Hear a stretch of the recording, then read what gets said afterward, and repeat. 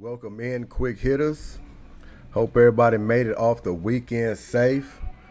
Mother's Day is behind us now.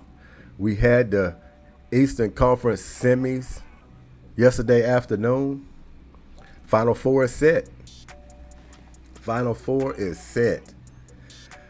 Oh man, Philadelphia 76ers. Where can we begin there? Well, we will start with James Harden. James Harden flopped again in the playoffs. I spoke on this previous years, spoke on it even this month in this series. About him scoring 45 points, trying to lead this team. Up and down roller coaster James Harden is what we're used to. Well, Game 7, the usual James showed up. And I'm not just going to talk about far as him just having a bad game. But what about the attempts? What about the effort? Something is plaguing this individual in the playoffs. Now it's mental. And the reason why it's mental is because he's not just going out there just, falling all over himself. I mean, yeah, he's turning the ball over off his foot, making bad errant passes when the game counts. Every time he gets in the playoffs, there's always something. But he's not out there putting the ball up, at least the attempts that we talk about. That's the problem that we always have, quick hitters. He didn't empty the clip. Now, he wasn't the only one that played bad. He's not the only one getting the iron unkind. It's going to be Joel Embiid as well. We're going to get into the box score. But I tell you, I didn't expect that from Philadelphia 76ers coming in this Game 7 to put out that kind of performance to where the Boston Celtics threw a party.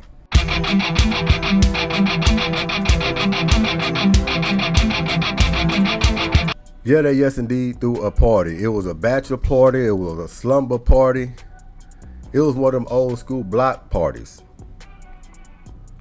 Now, I want to give credit to Tobias Harris, to Maxey, because this is wasn't on them. They came ready to play for role players. And Maxey, I think deep in his career, he's going to become an all-star. I think he's got that capability. But when your main guys are not leading the team for Joel Embiid and James Harden, when they come into a ball game like that, and like I said, their head wasn't in it, because if their head was in it, the attempts would have been up. The attempts would have been higher. You wouldn't be having 18 attempts, 15 attempts, 11 attempts. And like I said, we're going to get into the box score.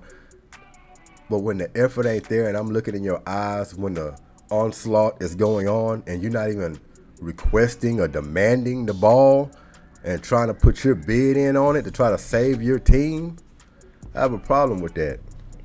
And that's why I said long ago, James Harden is finished for trying to compete and win a championship. And there's talks going around that it's a possibility he can come to Houston, that they might be thinking about bringing him back. And when I first heard that, I was like, you know what, if James Harden came back and he had the mind of trying to facilitate, lead the young team that we have with all the talent, play a different role, a secondary role or a third role, and just complement the players that we already have, you know what, it might not be a bad idea.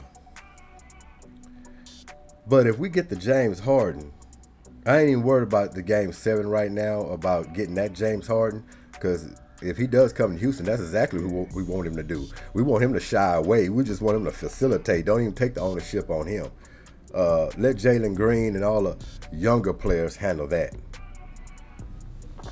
But if he's going to come over to Houston, back home, and feels like he's the man, trying to take over games or trying to hog the ball or dribble the ball out late in the shot clock, that's not the James Harden we want. He can stay where he's at. We don't want that James Harden. If he wants to come in as a mentor and facilitate what he's good at, where the pressure's not on him, then we'll take him in. But this James Harden that we saw in Game 7, almost question, do this guy really want to win? Because he said he does want to win. He cares about the game. He always working on his game. But common sense will tell you, you're a Hall of Famer, superstar type of player. You're going to enter a game like that, a game 7, and you're going to empty your clip. You're going to empty your clip. You're going to make sure when that game is over, you're going to be able to sleep at night knowing you've done all you could do. He's not going to be able to do that. Now, whether he wants to stay in Philadelphia or not, I don't know the situation. If he's going to, I don't know if they're going to sign him to I wouldn't sign him to another contract, a big deal or extension. I wouldn't do any of that. He's not worthy of. This guy's not going to lead you to a championship. Joel Embiid, we'll get to him as well. He didn't look like himself. Now, I know he had the knee injury, had a few things going on, but that's no excuse because he played well earlier in the series with injuries and played a hell of a lot better than what he did. The look in their eyes, I don't understand it. It just didn't look right. It looked like it went to game 7. It looked like these guys who just came from a funeral or something. They didn't have that glare in their eye to go out there and win the ball game. I don't know what it is, but they're gone fishing.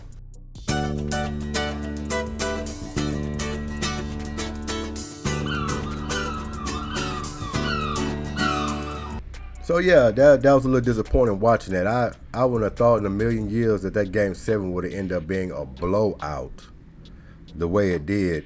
I just expect a better effort from Philadelphia coming to that ball game. I really expected a bigger effort from Philadelphia in that ball game. And James Harden is what James Harden is. Still gonna have that asterisk by his name. Can't produce in the playoffs. Yeah, Hall of Famer. He'll go to the Hall of Fame, but he don't have that asterisk by his name while he's in the Hall of Fame. They're not going to speak of him in high regard for his playoff performance, being clutch, bringing your team through, winning a championship, the ice water in your veins. None of that. And Joel Embiid, I don't know really what to say about Joel Embiid. We talk about an MVP. An MVP winning that ball game and just use the bathroom all over himself, basically. Stunk it up. I think he had maybe like 18 attempts or something. That's not even enough for game 7. That's not even enough. That guy should have had 28 to 30 to 35 attempts in that ball game, and the focus should have been we're going through Joel Embiid every time down low. We're playing right through him. That didn't happen. And I know Doc Rivers is a smart coach, but I don't understand why that didn't happen. I don't care how many people are on him. We're starting there. Then we're going to see what they're going to do, and then we'll adjust from there. The kickouts, the slashes, whatever we need to do to produce offense out of a double team. But man, this is probably the worst performance you ever seen over a 2 superstar tandem going into a playoff game, a game 7, whatever it is. 2 future Hall of Famers, 2 all-star type players. We're talking about an MVP, 2 former MVPs for us. Joel Embiid won it this year, but James Harden. Come on. Come on. What kind of I just don't get it. I really don't get it. A lot of things gonna change in Philadelphia, I believe. Like I say, Doc Rivers' job might be on the brinks. If it is, I can understand it. I can understand. I don't wish that for him, but I can understand why that could happen. Daryl Morey as well. Daryl Morey can go. You just cannot go in a playoff game, especially the history they done had and them coming up short in the playoffs for so many seasons to get to that point and then wet the bed all over themselves. They gave up pretty much in the third quarter. They let go of that rope. They knew which way it was going. So yeah, it was disappointing. Disappointing. Now you got the Boston Celtics and the Miami Heat in the Eastern Conference Finals. Actually, that's who I actually wanted. When I said y'all was going to make me choose to see who I was going to pick between the Philadelphia 76ers and Boston Celtics, who did I want to see? And I said Boston. I tell you what, I did say Boston. And that's who we're getting. But I tell you what thing. I tell you one thing. And we're going to get this Jason Tatum that we see the game 7. I don't know. It's going to be very tough. And we're going to get this Jason Tatum going into the Eastern Conference Finals. Now, I know our defense is tough. I don't expect, man, I mean, he can probably pull out a 45-50 in one game. Hopefully not 2 games in this series. He's got that type of talent. But Miami ain't going to be playing no defense like Philadelphia was. Let him go one-on-one a lot. I didn't see a lot of double teaming. When they did double team Tatum, it was late. The game was already decided. So it was a lot of miscues on Doc Rivers' point of coaching in that game 7. If I was a player, I would have went to Doc and said, hold on, this guy's hot. What are we doing? We got to double team this guy. Let's get somebody. I'm going to guard him, but I need some help on the back end. I need some situational traps. Get him out of his rhythm. That didn't happen. They let him run the show out there. He had a flurry to where it's like it was a 5 or 6 minute span where it was just him isolating and making things happen, hitting shots from all over the floor. Like I said, it's terrible. Final Four is set.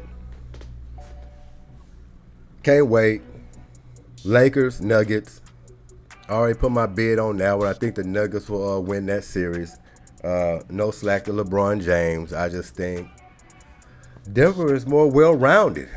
Look a little more hungrier, too. And then you just can't expect AD to come in every game at top tier. And I think in every game at top tier, he's going to have to play against Jokic in this ball club. He can't take no games off. If he does, goodbye. Goodbye. So that's my prediction on that series.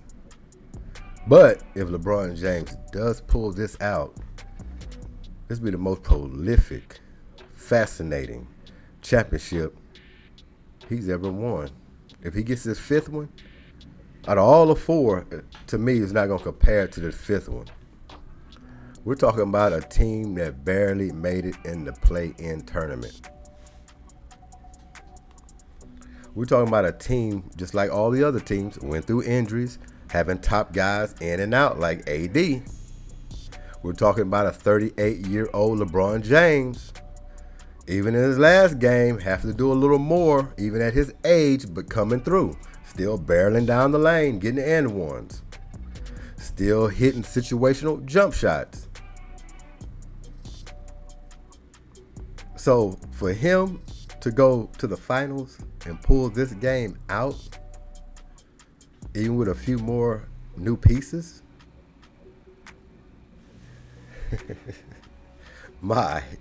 oh yeah, fascinating it will be. Let's get into this box score.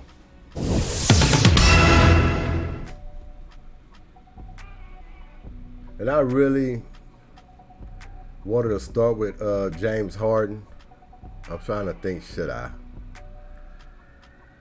You know what I am. I'm going to start with him. And you know what we say when people don't get in double digits in scoring, especially in scoring, we don't highlight them. There's no need to highlight them. And the only reason I'm highlighting him because he's getting the iron unkind.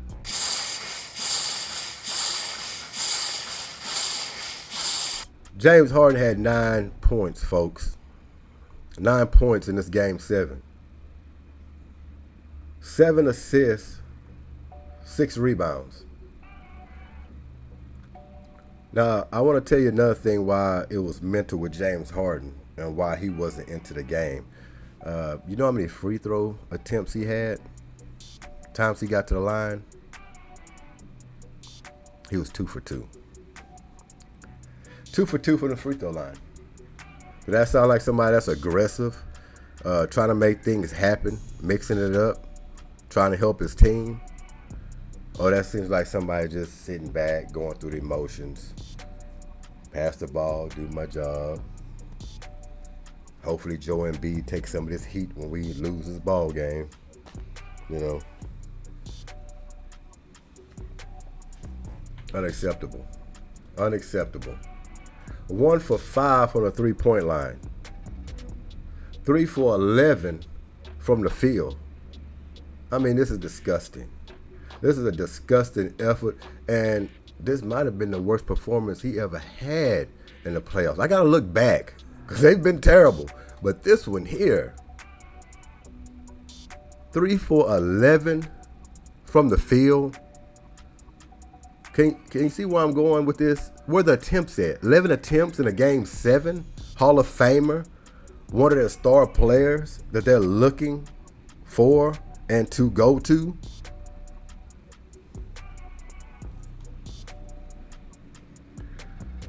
It's terrible. Unacceptable. Oh, that's not good. Like the legendary and the famous and the late Dennis Green said, he is who we thought he was.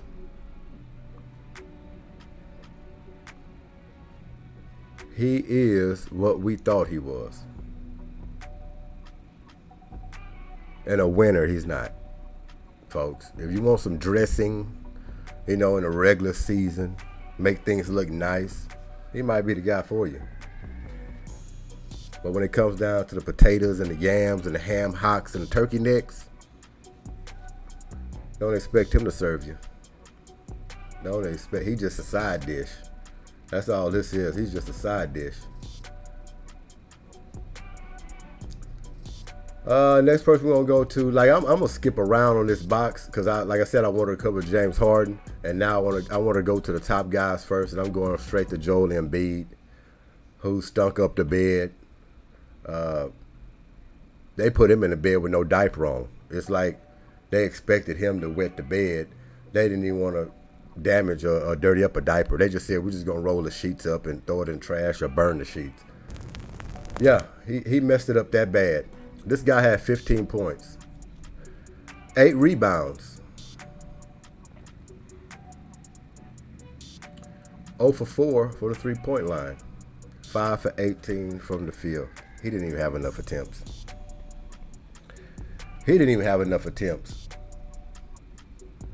No aggression at all from both of these players.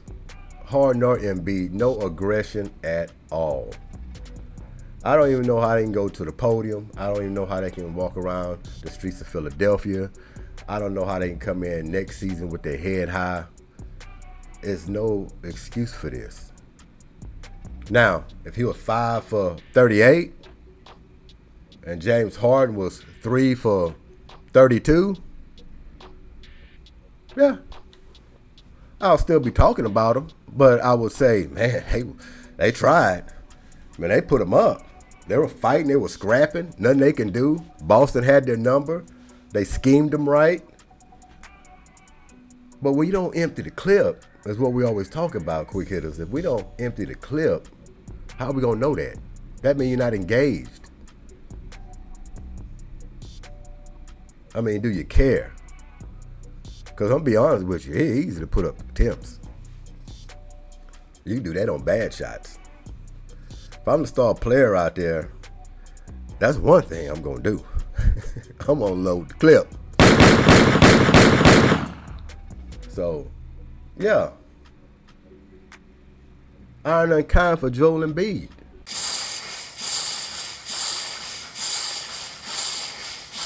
We're going to go to Maxey. Maxey, salute to you. I'm sorry you had a poor example of all-star caliber, Hall of Fame teammates. You try to go out there and do what you can do. You score 17 points, okay?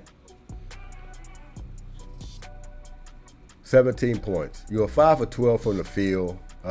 You weren't good on your 3. You was 2 for 6. But you scored 17 points. If you average that next to 2 superstars, they'll take that any day. Yeah, we know you could score more, 25. You might could creep up on 30. You might have could have done it this game. But Maxie, I'm going to ask you one thing. Or I'm just going to tell you one thing. All right, you had a all right game. I'm going to salute you because you tried to muster up something, all right, being a role player. Not an all-star, but a role player. You have potential to be an all-star, no doubt about that.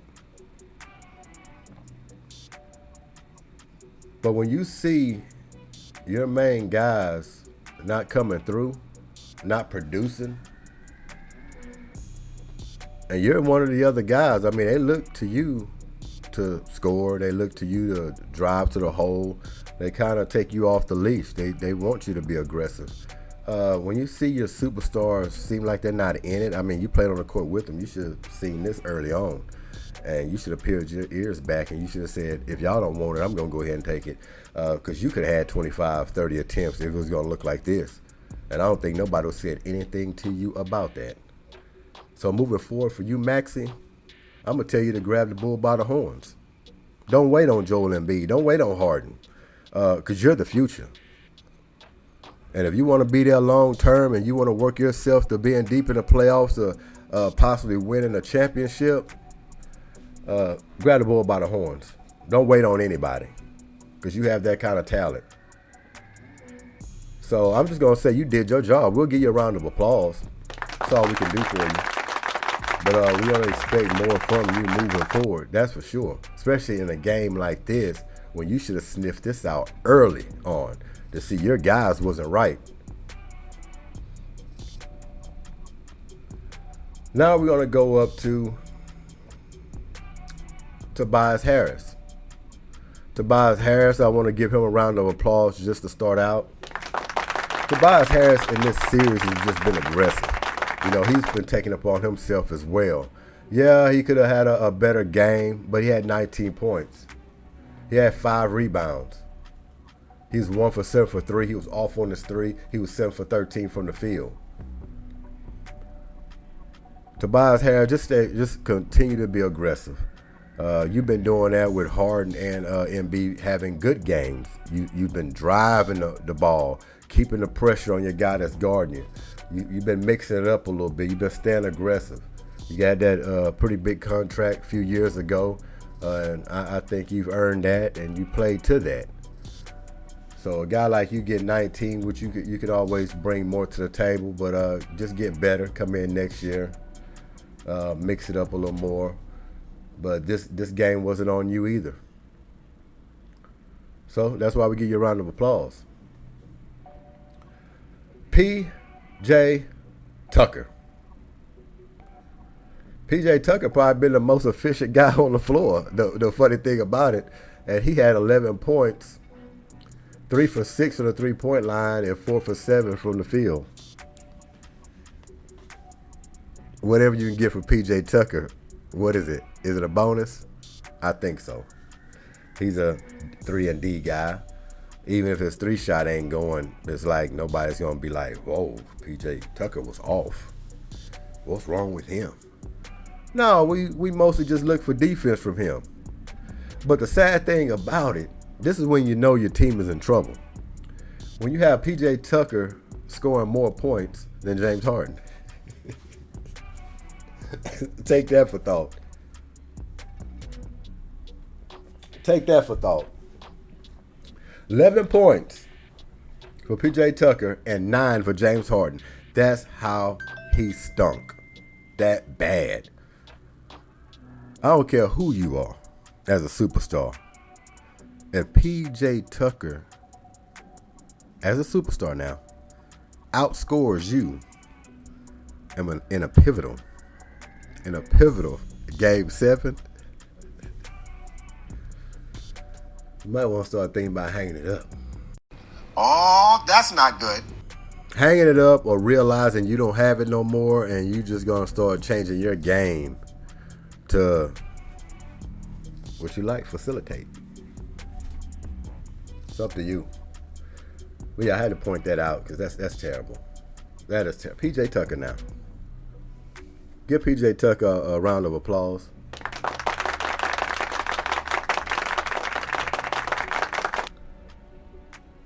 So, 4 guys in double figures in this ball game. And James Harden wasn't one of them. So you see what I'm saying, folks? They got to go all the way back to the lab, Philadelphia. It's a sad song. It really is. It is a sad song.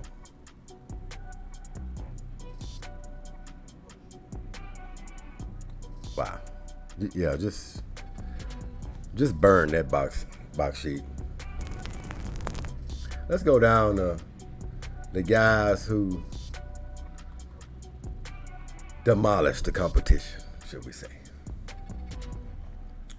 We're going to open up at the top. Jason Tatum. Wow. If you had thoughts about him, which I will admit, throughout this series, him and Jaylen Brown has been up and down. I even started thinking and questioning myself a little bit, just like everybody else, about Jason Tatum. We know the talent is there. We know the capabilities of this guy. But any thought, a negative thought that you had about this guy going into Game 7, all that was erased. It was erased. You threw it out the window. This guy is performed in this game is how we envision his talent and who he could be, especially been an understudy of Kobe Bryant. I haven't seen a move that he made in the game that was Kobe Bryant-esque. The one he drove, he pivot, did a spin move for the layup. He learned that from Kobe. The footwork with the spin off the glass for layup. That's when I knew. When I looked at it, I said, oh yeah, he went back to the lab. He put a lot of pressure on himself, and to come into Game 7 and put up that kind of performance, much respect. This guy is just cool and collective. Every time he talks to the media, every time he's in the post game, he's not rattled. He's easy kill. He don't get too high, don't get too low. He praises his teammates. He's humble as can be. He might be the next face that they try to put in front of the league, and it's a good possibility, and he will deserve that if that was to happen. The guy scored 51 points, 5 assists, 13 rebounds. He had 2 steals as well. We'll throw that in there. He was 11-14 from the free throw line, 6 for 10 from 3, 17 for 28 from the field. Come on, round of applause. Come on.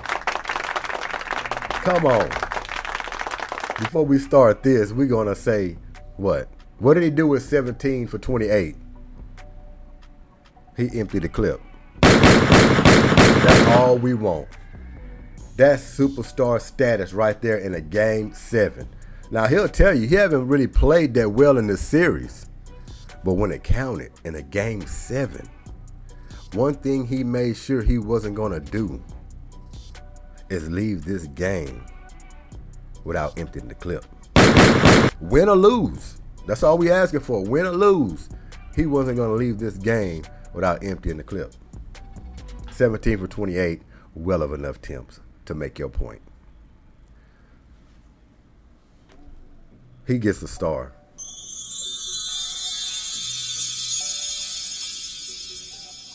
Matter of fact, he gets 2 stars.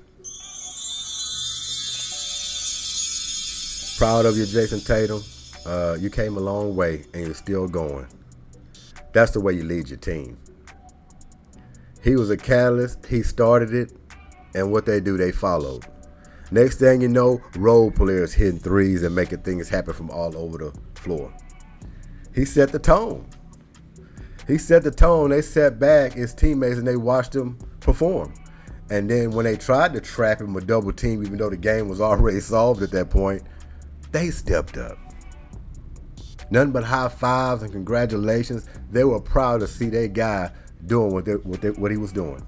They were proud to see that. They knew they had his back.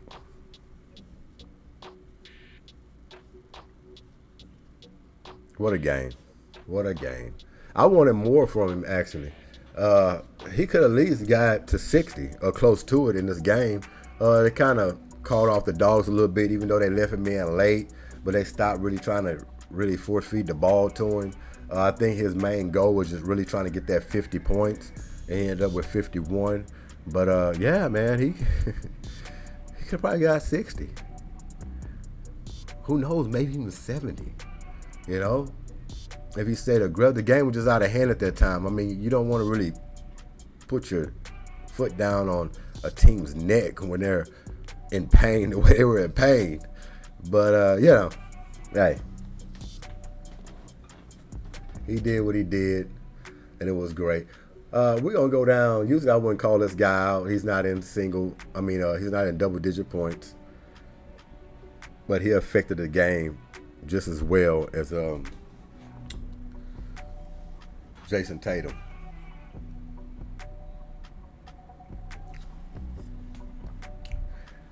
And I'm talking about the old man, Al Horford.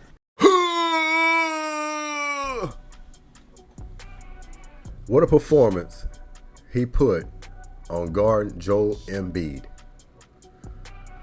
The guy had 10 rebounds, 3 blocks, just 2 for 6 from the field, 2 for 5 from the 3-point line. You know, added 2 steals, little measly 3 assists.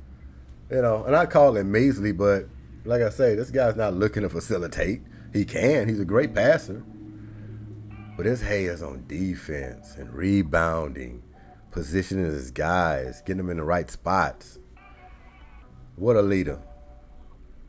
At his age, continue to perform like he's performing. And to be honest with you, I think he's frightened or scared Joel Embiid. They got a lot of respect for each other, but Al Horford won that battle, no doubt about it. He won that battle. Not only that, we're going to give Al Horford a round of applause. We're going to give him an Iron Man as well.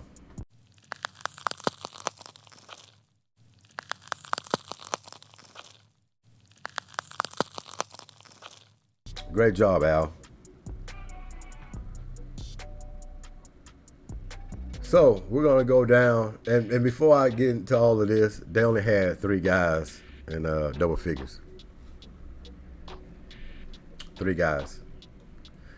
But it was massive, especially with Jason Tatum's performance. When you have a superstar like that, it don't matter what the box score looks like. Could have been all singled out.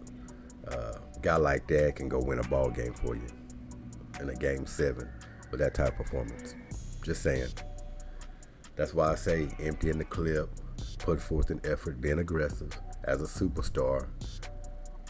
They just have this certain magic about them, man, when they can take over a game, and he just showed that. He just showed that. Jaylen Brown, his counterpart. He's going to get a round of applause as well. And not only that, I'm going to give him a star. I'm going to tell you why I'm going to give him a star.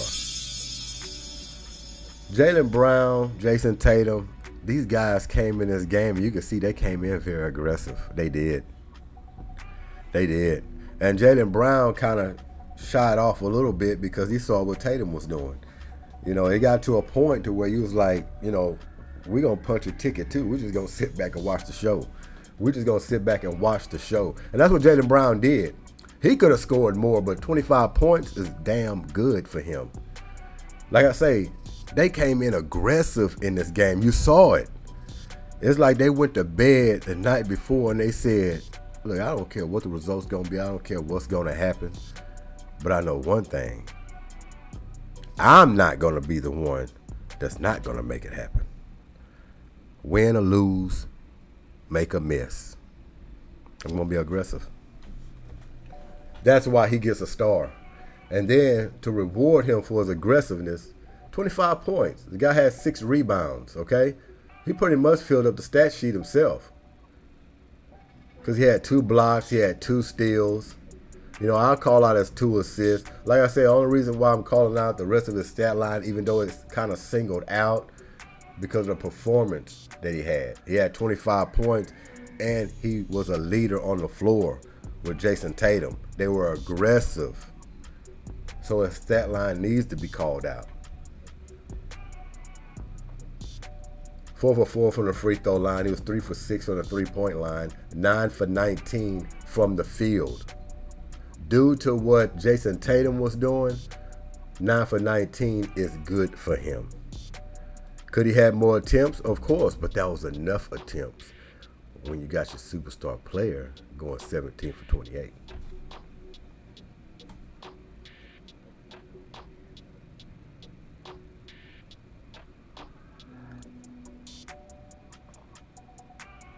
Malcolm Brogdon.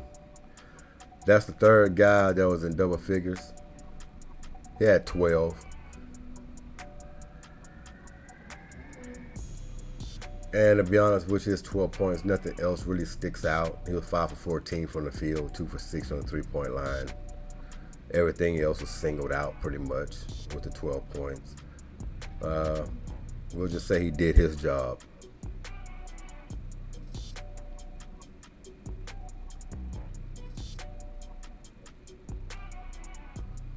And everything else is singled out. And that's the box score. That's the box score. So, yeah. Disappointing for Philadelphia, but all the praise for Boston. Coming in this game 7, and now they advance, and now they're in the Eastern Conference Finals with the Miami Heat. And what a series that's going to be. They know each other very well. Very well. And it's going to be another battered and bruised series. A lot of chess being played. So I'm looking forward to it. Looking forward to it. So that's the quick hit for the day. Making it Monday. Get it rolling again tomorrow. This is the final 4. It's narrowing down now. And I just hope. But if we do what we got to do for the Miami Heat, play Heat basketball, we can be in the finals. It's going to be a battle. It's going to be a knockout drag out. Don't get me wrong. Because when you're going into a series with a guy that performed like this, Jason Tatum, he's on a high right now. And he's going to feel like he can backdoor that coming in game 1. Or throughout this series. Don't tell him what he's thinking. But he have every right to think that way. Anybody would think that way with that kind of performance. We have to slow it back down. We got to get him back down to where he's starting to guess a little bit, take a shot here and there. I'm expecting him to be aggressive, but we can get a game or two to where he's not this type of top tier. And we can get us 1 or 2 or 3 or 4. So this is Goodymo Sports Quick Hits. Making it Monday. Y'all enjoy it.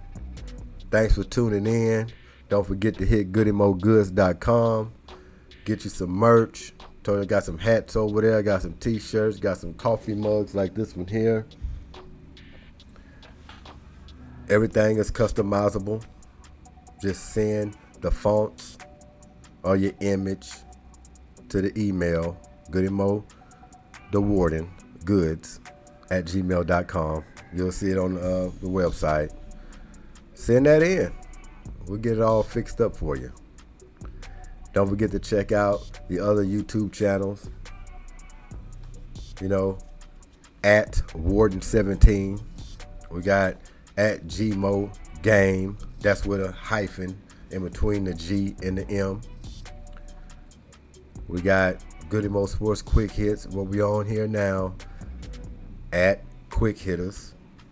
And we got at G-MO #shorts. So yeah, check those out. So we out of here. Peace.